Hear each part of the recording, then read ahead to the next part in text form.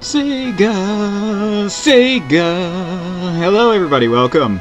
This is the first part of Segagaga on the Dreamcast. And as I mentioned in the voting video, this tied actually with Dark Half, so I'm going to be doing them both at the same time. So I'm just going to alternate between the two, and we'll get both. But this is Segagaga. I'll try and get in before it starts. So let's get this going. Okay, come on. Okay, Segagaga. We'll go right into this. We'll start from the beginning, and we'll get some Sega on. So this is enter your hero name, and his name is Segataro. Instead of that, I'm gonna call him. Oh man, whoops. Is there not? Okay, there we go. I'm looking for my delete, and it's a button on the controller and not on the pad here. Damn it. There we go. Okay, so the main character, his name is gonna be Joe.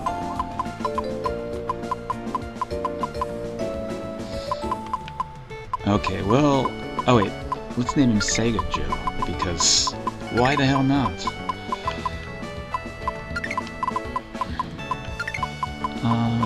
Okay. Alright. The heroine's name. Who cares?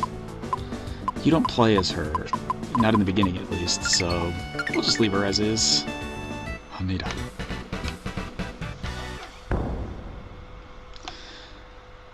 Okay, Chapter 1.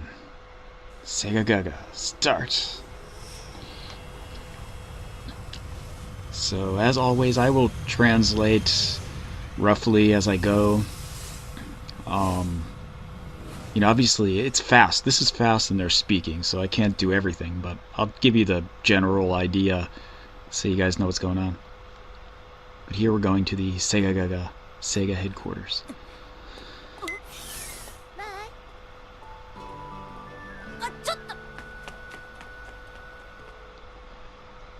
Hey, wait. Okay. Welcome to Sega. I'm here to welcome you. I am Hitomajiri, the head of the company.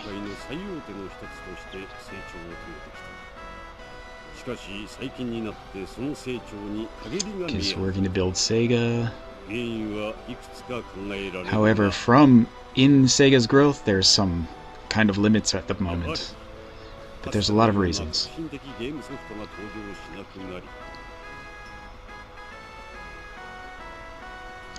Okay, so there's not been any, like, progressive new game software that's been coming out.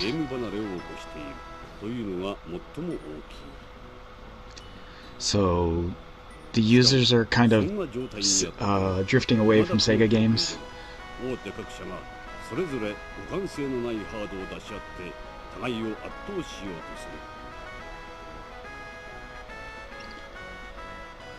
Okay, so another company has put out an incompatible hardware, so it's screwing with the Sega here. And all of the users are being stolen because there's a lack of games and this new company that's putting out hardware, the Dogma Corporation, which is Sony. Okay, so it's just a matter of time before the gaming dies, I guess he's saying. And in this confusing world, we have to do something. For the kids who love games.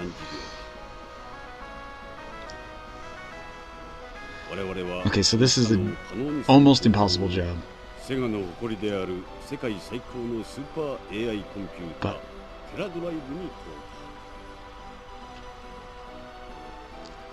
okay, so they asked the Terra Drive, which is Sega's super AI computer, how to make this impossibility possible. And you two were chosen by the computer.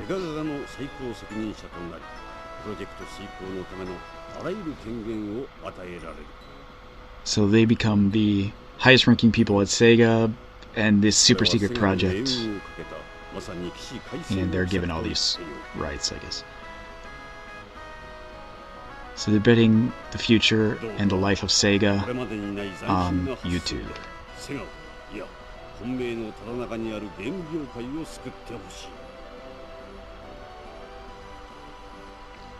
So he's saying, I want you to save Sega, not just Sega, but the whole gaming world. So Elisa here will explain the details to you. Alright, counting on you. Okay, so she is Alice, who's here to support us. So I'll give you a tour of the company. Okay, this is the Terra Drive, the super AI computer. The heart of Sega.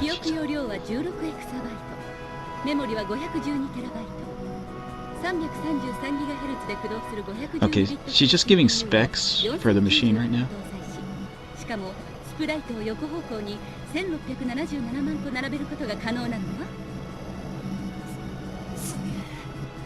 It's talking about screen sprites, so you can tell it's kind of old.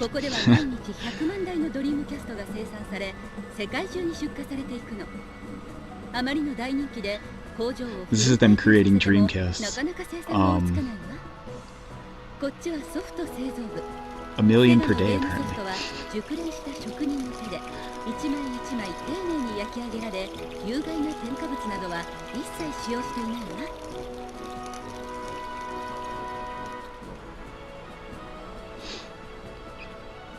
That's making software, actually. They're hand burning all the discs.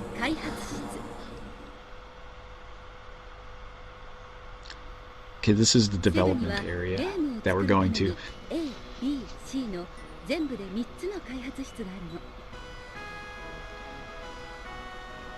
Okay, so there's 3 development studios in Sega, A, B, and C.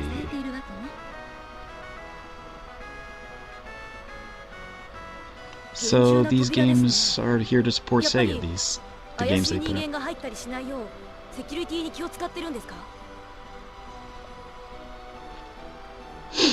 See, that's like a pretty big door. I guess, like, you guys are trying to prevent people, like, spies from coming into Sega? She's saying, no, it's not that. It's the opposite. We're trying to get them, stop them from escaping.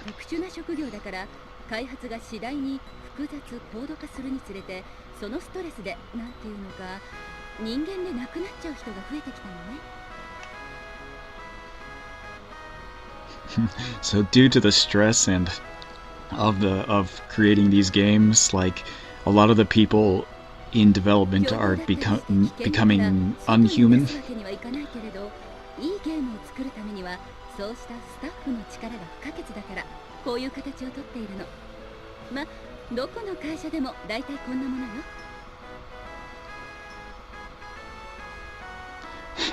So he's saying, like, they're dangerous and they're violent, so you can't let them outside. And she's saying most companies are like this. Oh, I didn't know.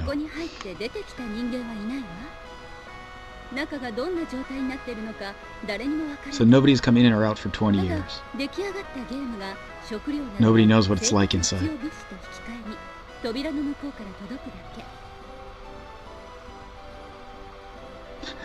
So there's a window that they stick the games out from, and in exchange for the games they give them food and stuff they need to live.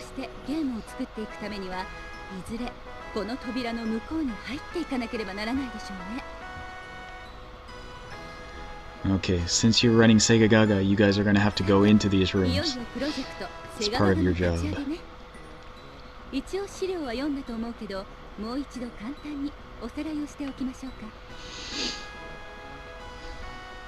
Okay, I figure you've read the manual, but let's go over it one more time.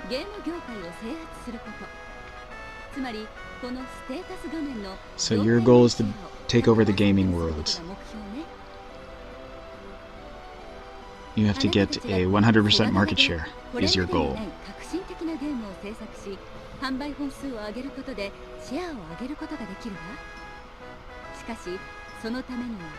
So you have to make revolutionary games to get share.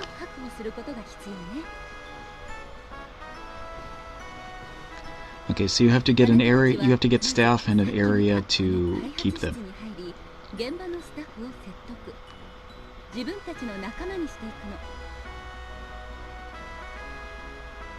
Okay, so you have to, get some staff to join you, to become your friends. Okay, so this is probably difficult, but it's like a test. If you can't do this, then Sega's future is doomed.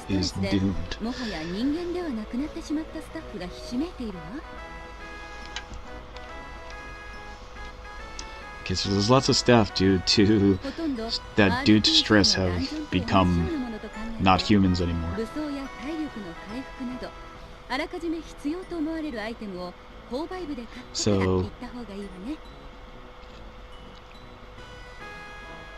So think about it like an RPG dungeon. You'll have to get stuff for recovery and armor and weapons. You should go to the store before you go in. And this says RPG is a registered copyright of Bandai. I don't know if that's true.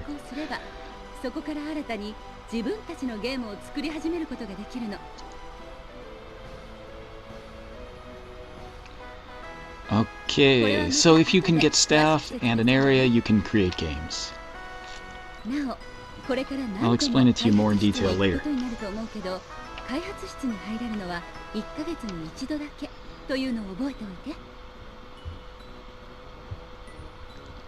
Okay, so you can only go into the development rooms once per month.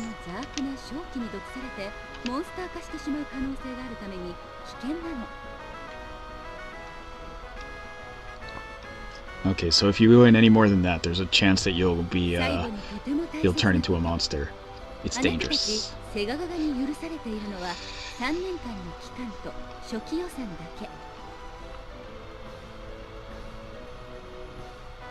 Okay, so you have 3 years to do this for Sega. That's your time limit.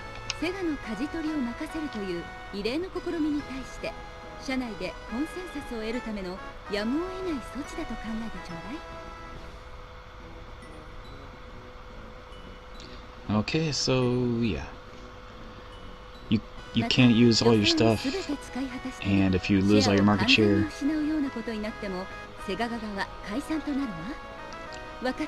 that's about it.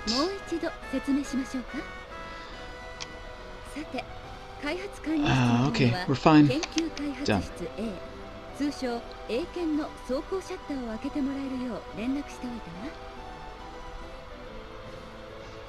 Okay, so they're opening research and development room A for me.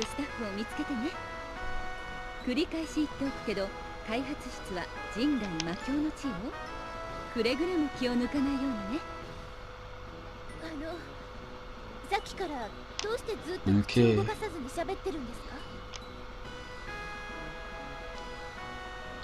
Okay, so the girl asked, I wanted to ask you this, but how did you say all that stuff without moving your mouth?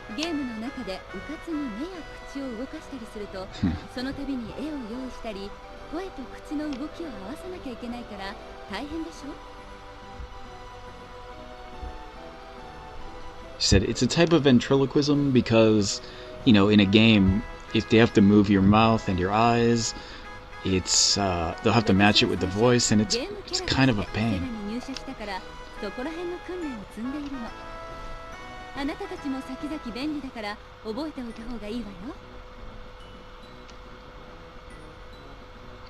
Okay, so she says, well, she first joined Sega as a game character, so she learned how to do that, and you guys should remember it too. It's pretty convenient. She's a real pro. Alrighty then, we've started the beginning of Segagaga here. Let's first go to the shop, I guess, like she Said, I believe this is the shop. No, this isn't the shop. It doesn't look like the shop anyway. This is just like a gallery of items. Okay. Oh, here it is. Should have just read it. What we need is some weapons.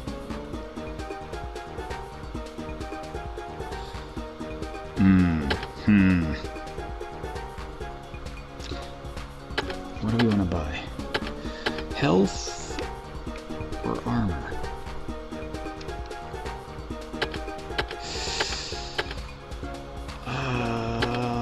We don't have that much money. I mean, we can get health and a weapon, or armor only. What is this? Okay, I don't know what that is. You can raise your dream level. I think that's like magic power, but I'm not sure. I haven't done anything yet with it. Okay. Okay. We don't have any staff yet. That's not very helpful. This will be helpful. So I guess we should get a bunch of these, and we'll buy the hammer because otherwise, we don't have anything else to do. So I guess next time we come out, we'll get ourselves the leather jacket. Okay, I guess we're gonna get out of here. So we are right at the beginning mark here, about, I don't know, 16, 17 minutes in. I'm wondering if we should start the dungeon or just wait till the next part, count this as the kind of intro.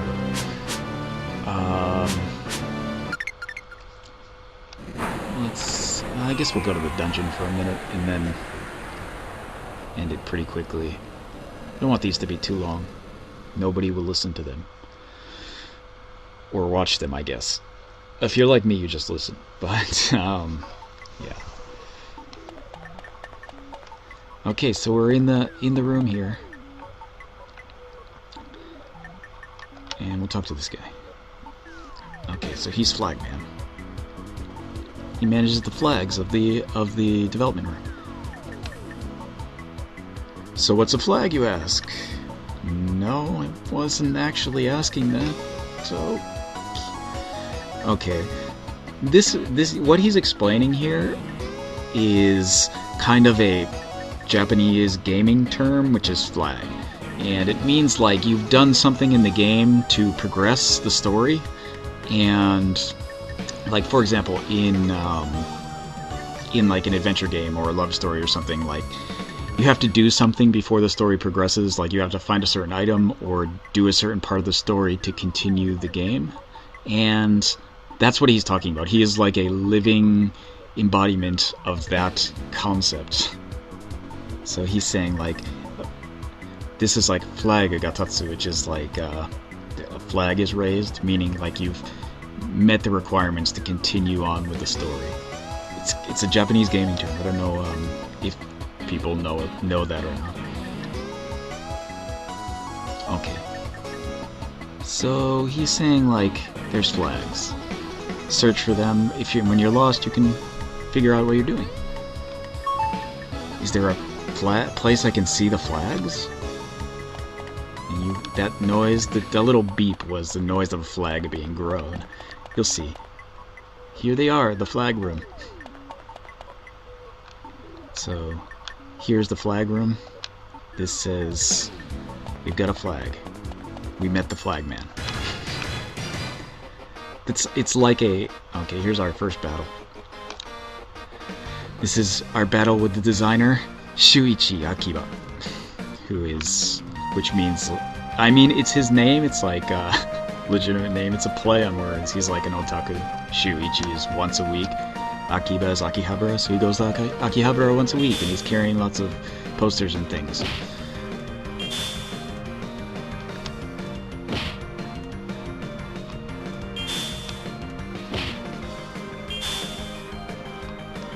Okay, so what I'm doing, this is like a battle here. It's a really simple system, but Basically, I'm trying to convince him to join me. And I do that by saying things to him, and he like responds by saying other things, and it happens really fast, so I can't really translate it on the fly. It just goes by too fast. But you know, they're just saying goofy stuff. If there's particularly goofy ones, I'll mention them, but none of these were things. They're kind of like random things they say. But yeah. I just got 2 experience points, and that was enough to level me up, apparently. So I leveled up. Became level 2, my health went up by 4 points, my dream limit went up by 2, my passion went up by 1, knowledge by 5, speed by 6, charisma by 5. And we got, I think that's the drink, Karagenki. Oh, maybe not, that was a spell. And he gave me a Bishoujo figure, which is a girl figure. And I can try to get him to join me. Now this part is like, it's hard even for me in that it's really fast. So a lot of the times I'm just kind of randomly selecting things.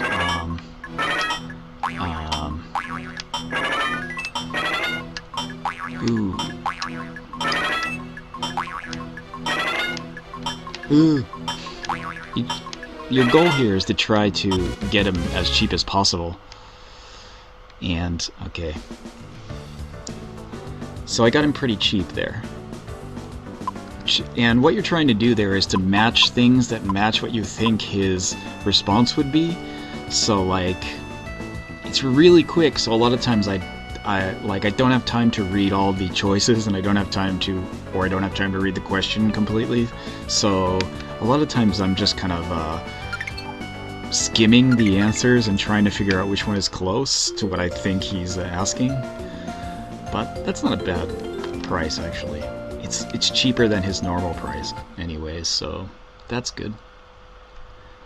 But I think, like, even if you weren't reading them at all, if you just wanted to play through this without knowing any Japanese, you could just randomly select things, and it might take you longer to get the characters you want, but you can still get them. You just have to get really lucky. But, oh wait, I didn't read that.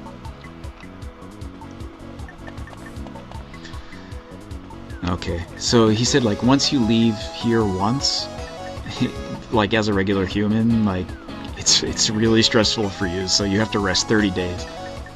That's, like, the reason why you can only come in once a month. He's like, hey, what are you doing? I'll teach you something good.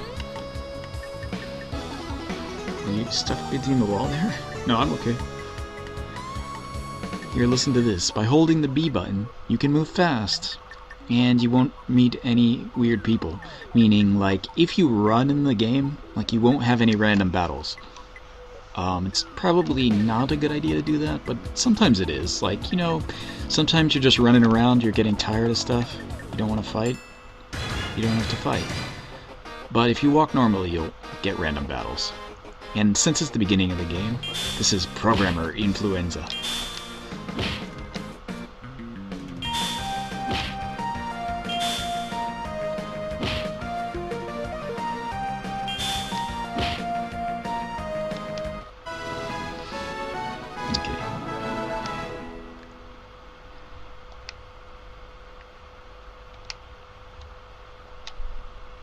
Alright, we can try to get him.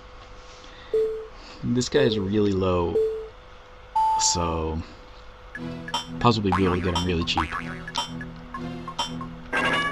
Oh man.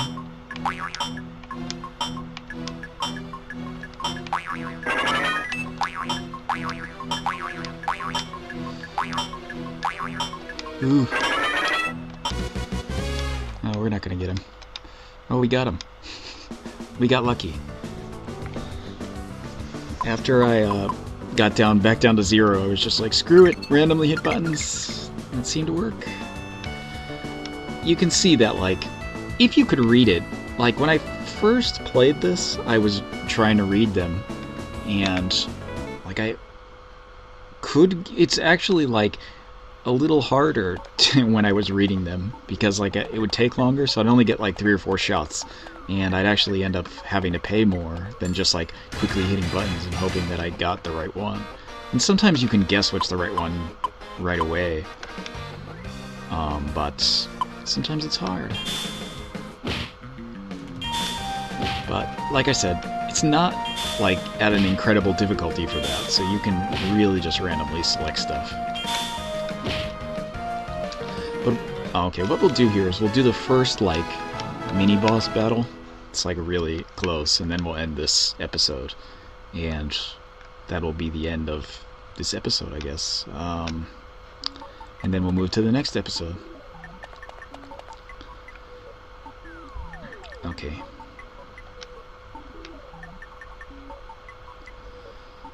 Okay. So he's saying like, wow, everybody looks really thin here, like kind of cheap and flimsy. And he's saying like, oh, let me tell you something. In here, there's like some kind of weird electromagnetic field that affects everybody, and they all become like paper thin. Are you okay? And he's like, oh yeah, if you get used to it, it's okay. But you know, someone like a normal person like you is really rare in this area. So he's like, ah, don't worry, my heart isn't flat, so, you know, he's like saying my, you know, drive or whatever.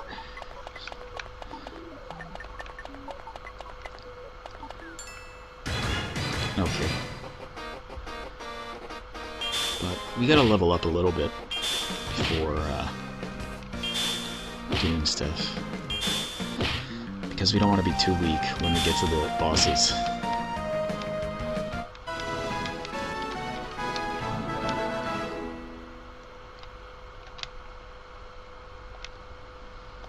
Alright. You can see this is like there's lots of flat people lying in beds there. In the dorm, I guess.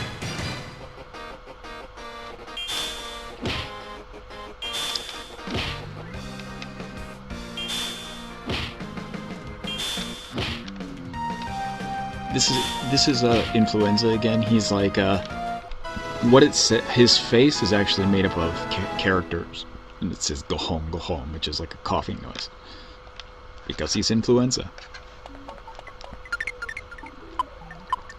I feel like I should heal.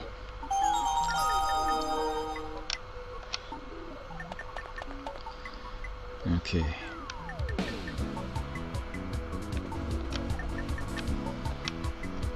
He's like, oh, what are you doing? Oh, advertising.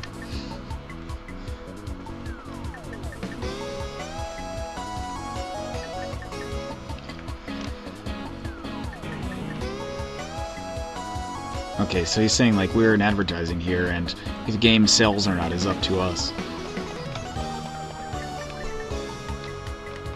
Essentially.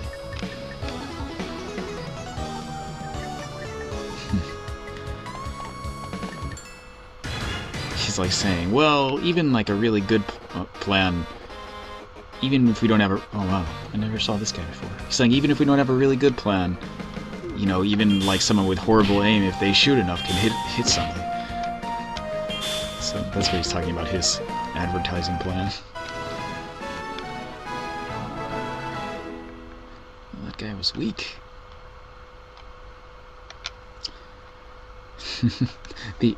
We just got a girl's phone number. That was the item we got. Or maybe it was a spell. Whatever.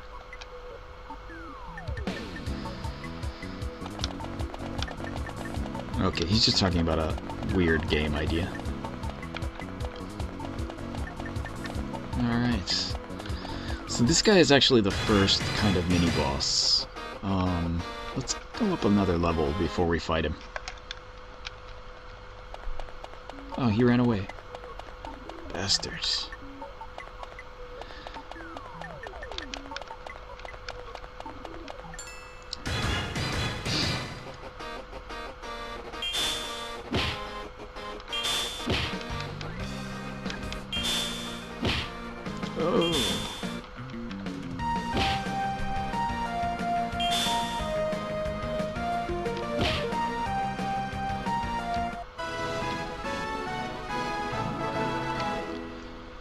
Basically, he's just insulting him.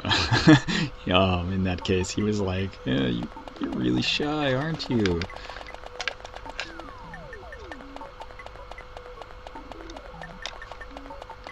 Whatever.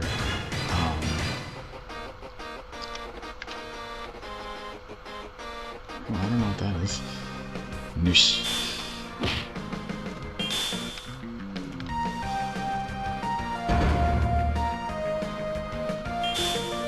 Ooh! Oh, it didn't even do that much damage. Usually those are big attacks. It's like a crit.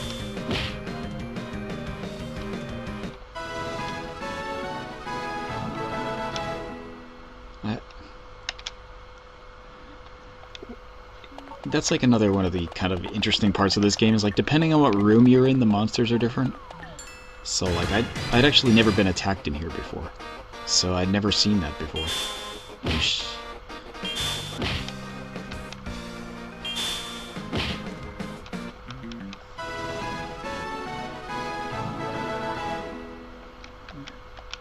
Almost. We gotta be almost a level up, right? Well, let's try to get him.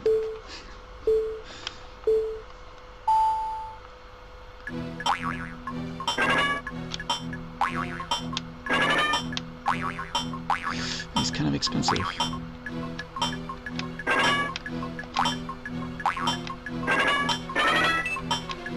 Oh man.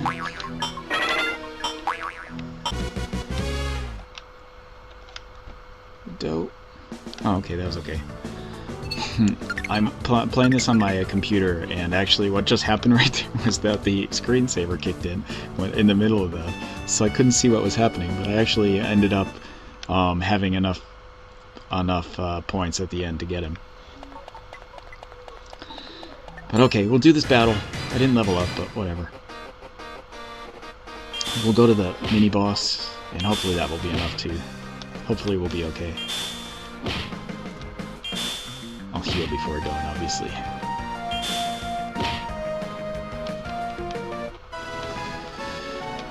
And then, next part, I guess. We'll end this part, because it's getting pretty long.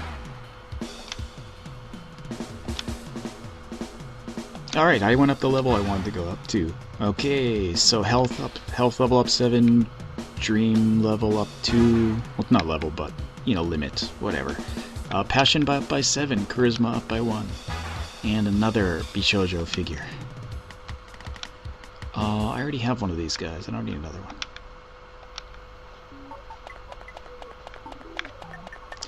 Okay, so let's go do the boss battle from this flat guy. I guess I could try it with 18. He's like, hey, what's wrong with you? Oh, I'm really sleepy. And then he attacks me. This is Director Suzuki.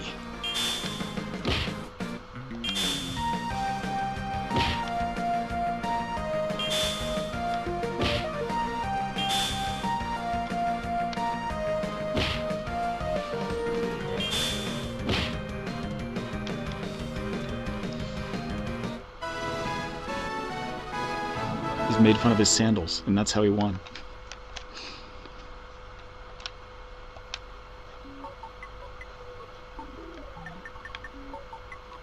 I'm not like versed enough in what Yu Suzuki looks like, but is that Yu Suzuki?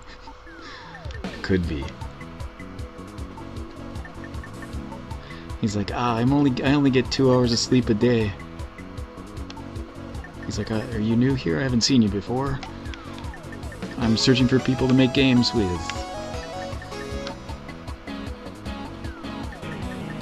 He's like, what kind of game do you want to make? Kind of game that nobody's made before. Is that strange? Okay, so you're gonna have to kind of talk to the leader if you want. It doesn't matter how many people you talk to, you need to talk to the leader. Okay, so I have to talk to him. It's gonna be difficult for a new guy like you to go get into his room.